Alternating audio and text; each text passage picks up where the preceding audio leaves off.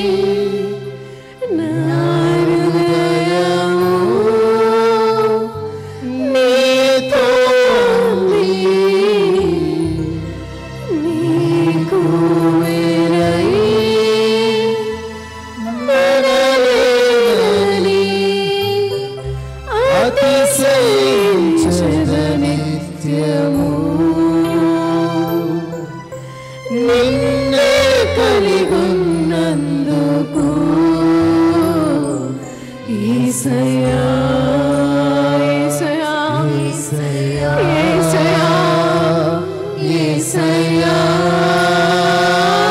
యేసయ్యా యేసయ్యా యేసయ్యా యేసయ్యా యేసయ్యా నిన్ను నమ్మినట్లు నేను వేరే ఎవరిని నమ్మలేదయ్యా నీకు నాకు మధ్య దూరం తొలగించావు వదిలుండలేక నిన్ను నమ్మినట్లు నేను వేరే ఎవరిని నమ్మలేదయ్యా నీకు నాకు మధ్య దూరం తొలగించావు వదిలుండలేక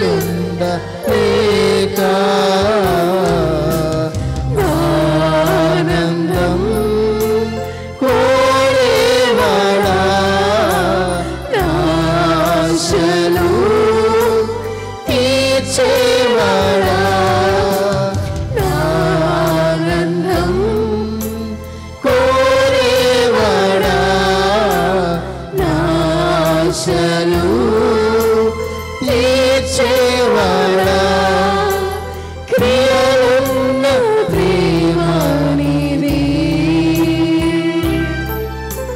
నిజమైన ధన్యత నాది యేసయ్యా యేసయ్యా యేసయ్యా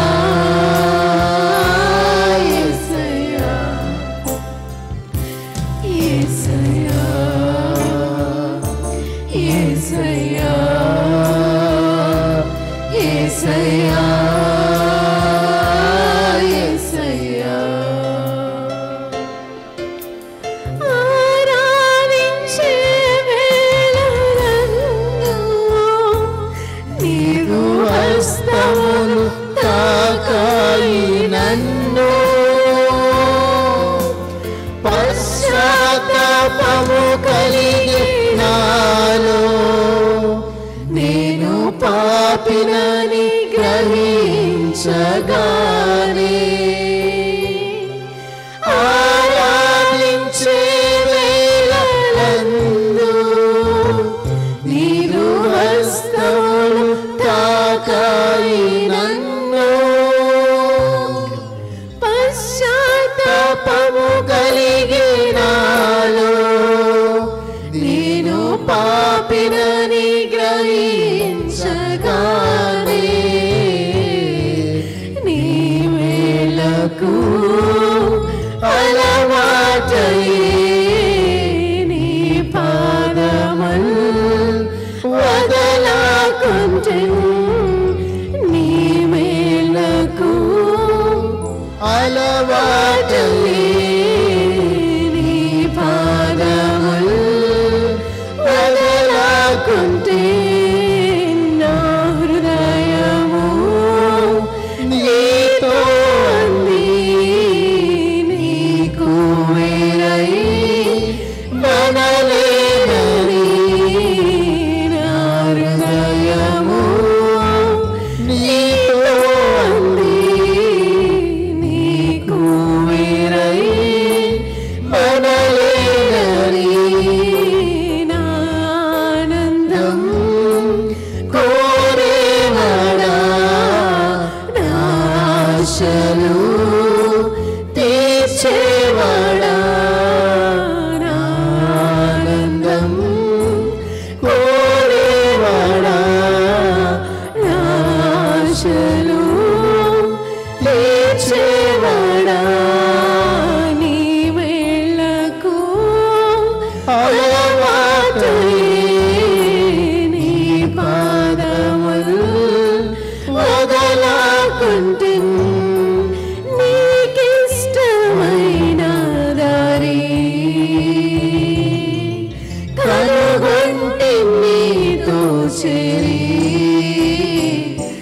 యేసయ్యా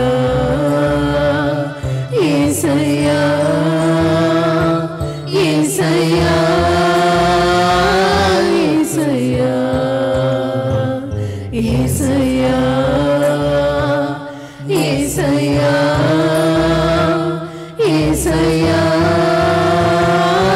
యేసయ్యా స్వరాలెత్తి చెప్దాం యేసయ్యా యేసయ్యా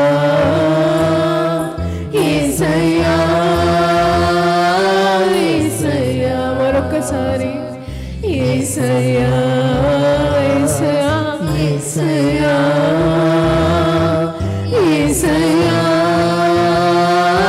యేసయ్యా చివరిసారిగా యేసయ్యా యేసయ్యా యేసయ్యా యేసయ్యా. హల్లెలూయా. దేవుని నామానికి మహిమ కలుగును గాక. పరిచర్యలలో పాలి భాగస్తులుగా సహకారులుగా ఉన్న ప్రతి ఒక్కరిని దేవుడు దీవించి ఆశీర్వదించును గాక. మంచిది, మనం దేవునికి లేఖన భాగాల్లోనికి వెళదాం.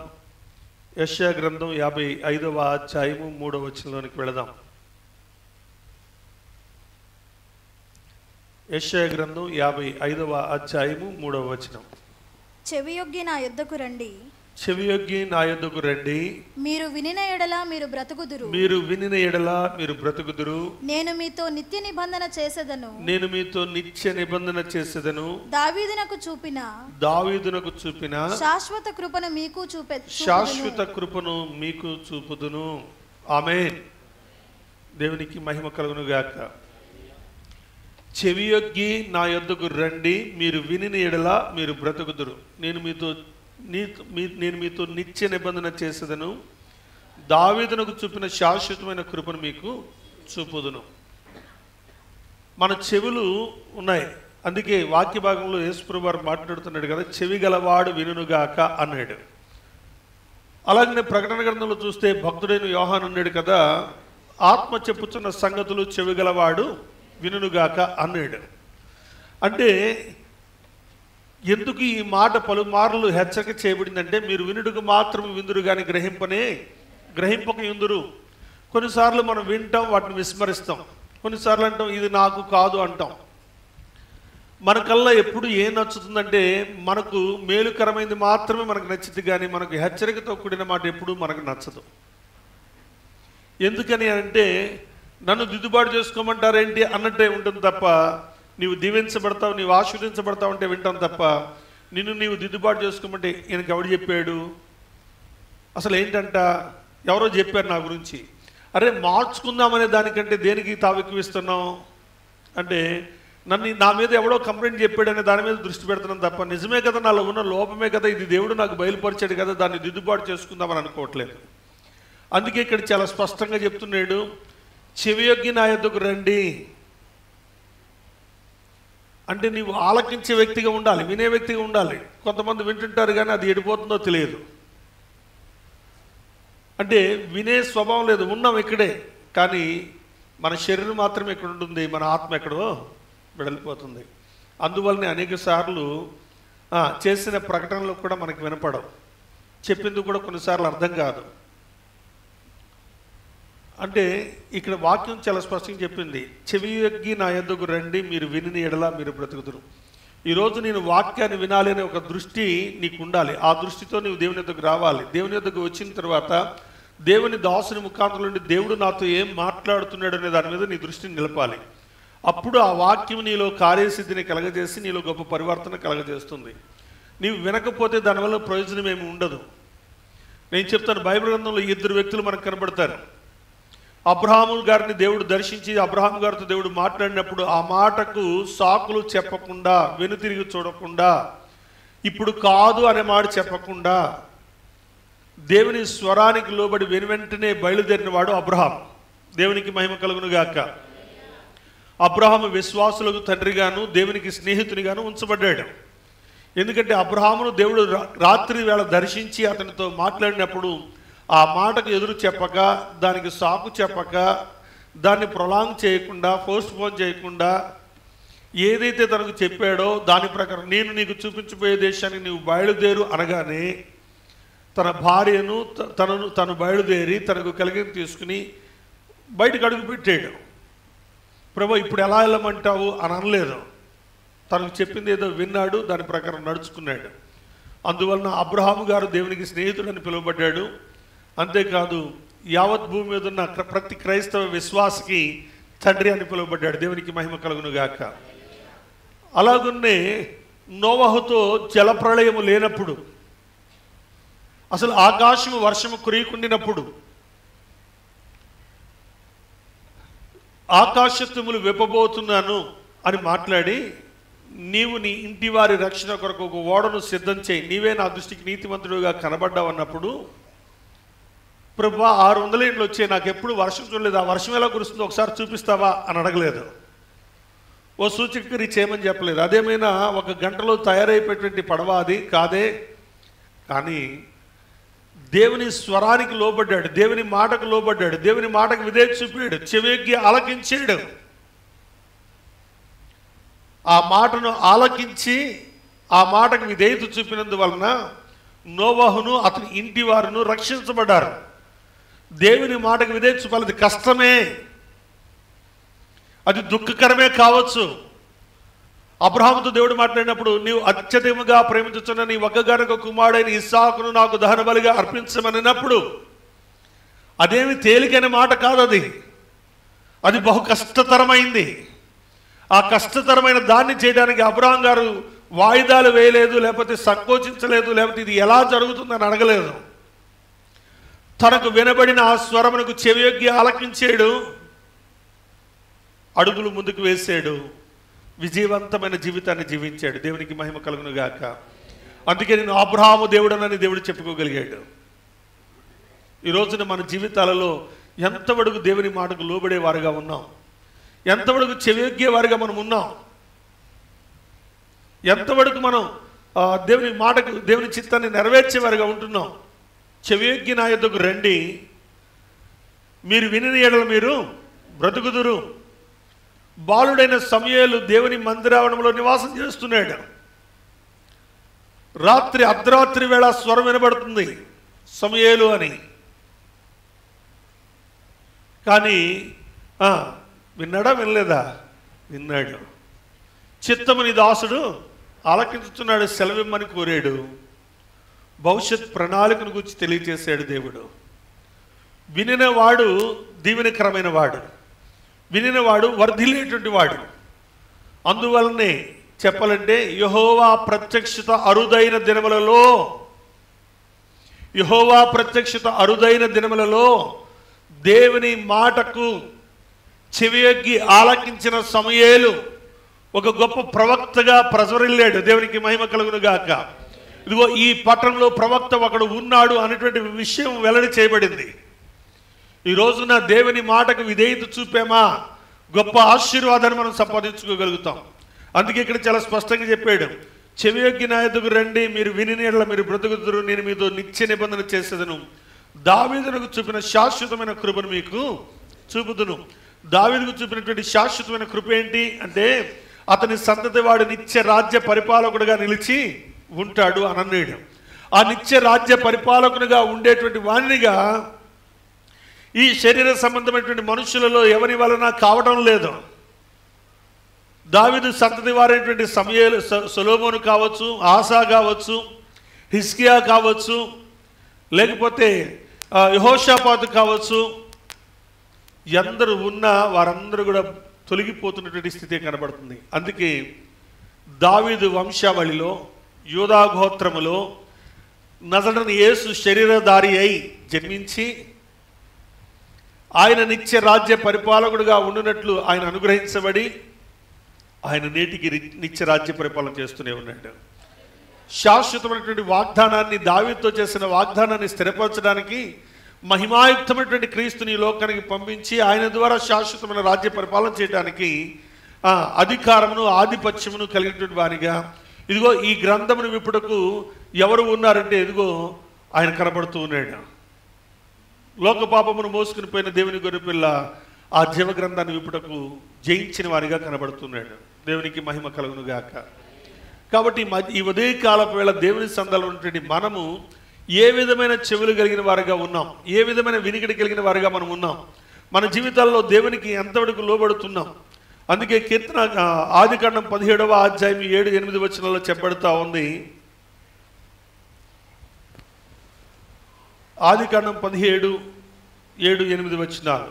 నేను నీకును నీ తరువాత నీ సంతానమునకును దేవుడనై ఉండునట్లు నాకును నీకును నీ తరువాత వారి తరములలో నీ సంతతికి నీ మధ్య నా నిబంధనను నిత్య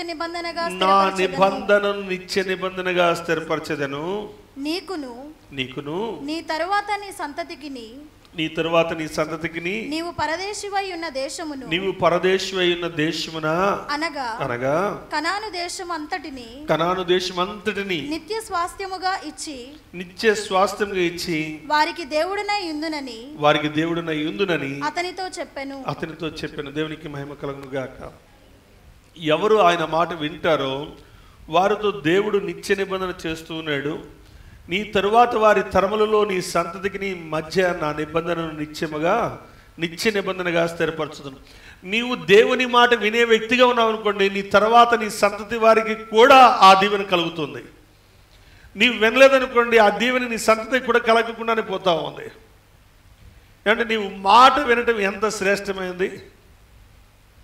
నీవు మాట విని ఆయనకు లోబడితే నీ తరువాత నీ సంతతి వారితో కూడా, నీ తరువాత వారి తరములలో నీ సంతతికి నీ మధ్య నా నిబంధన నిత్య నిబంధనగా స్థిరపరచుదును.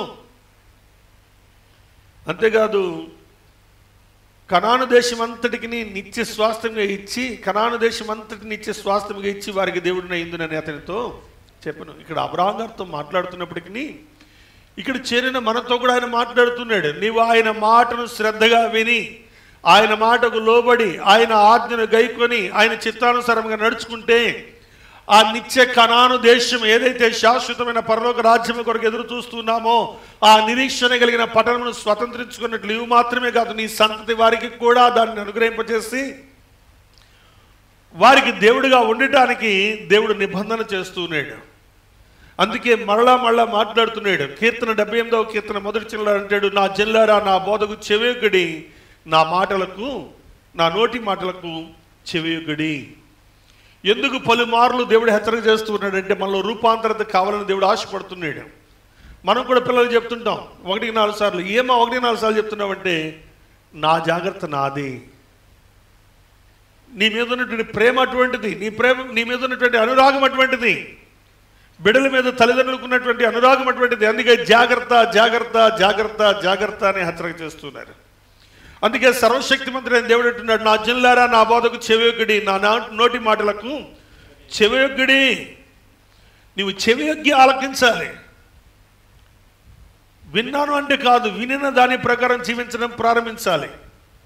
అందుకే సామెతలు 4:20 అంటాడు, నా కుమారుడా నా మాటలను ఆలకింపుము, నా వాక్యములకు నీవు చెవియొగ్గుము, నీ కన్నుల ఎదుట నుండి వాటిని తొలగిపోనీయకము, నీ హృదయం నుండి వాటిని భద్రము చేసుకును. దొరికిన వారికి అవి జీవమును, వారి సర్వశరీరమునకు ఆరోగ్యమునిచ్చును.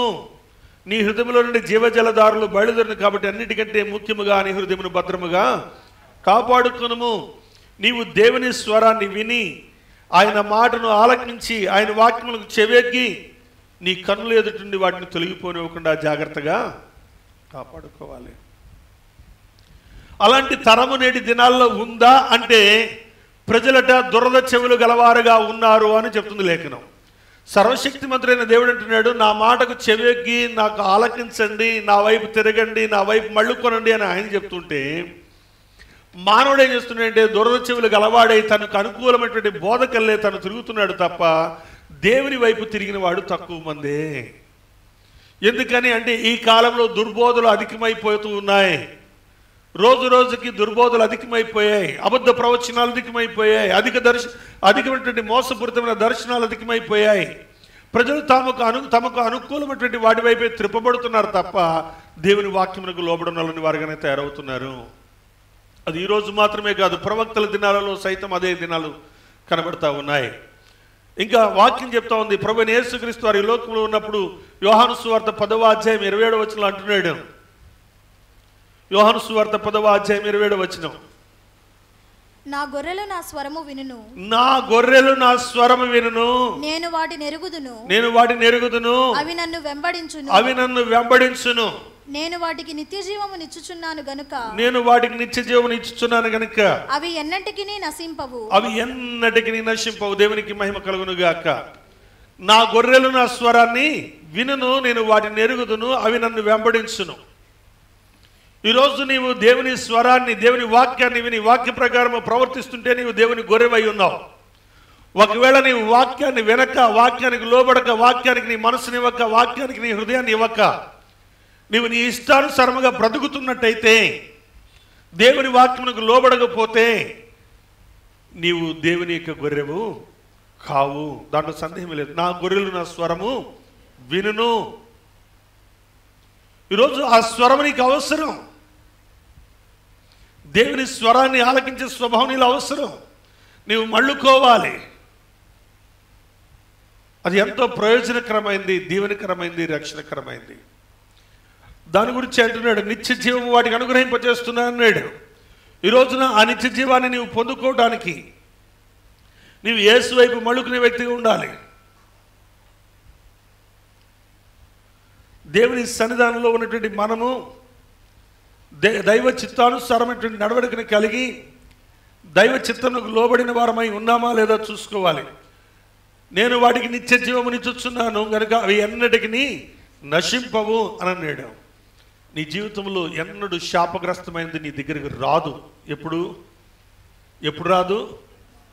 దేవుని మాటకు లోబడి దేవుని వాక్యానికి విధేయత చూపితే ఏ శాపము, ఏ కీడుని యొద్దకు రాదు.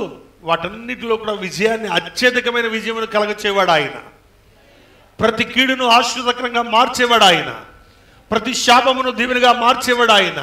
ఘనతకు కారణంగా చేసేవాడు ఆయన. నీవు ఆయన స్వరాన్ని వింటే, దావీదు దేవుని స్వరాన్ని విన్నాడు కనుకనే దావీదు జీవితంలో ఎన్ని శోధనలు ఎదురొచ్చినా వాటన్నిటిలో కూడా అత్యధికమైన విజయాన్ని దేవుడు కలగజేసాడు.